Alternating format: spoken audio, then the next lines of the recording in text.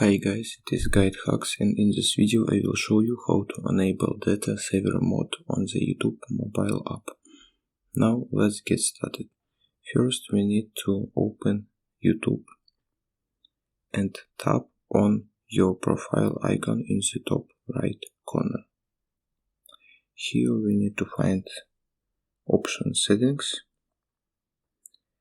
and then we need to find video quality preferences and tap on it too. Here you can choose default streaming quality settings for both mobile networks and Wi-Fi.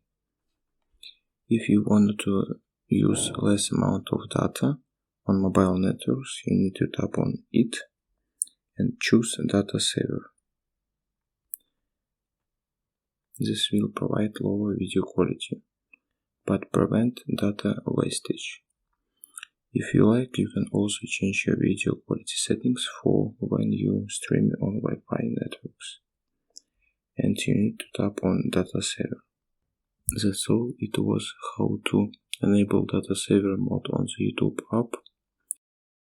We will appreciate if you subscribe to our GuideHacks channel.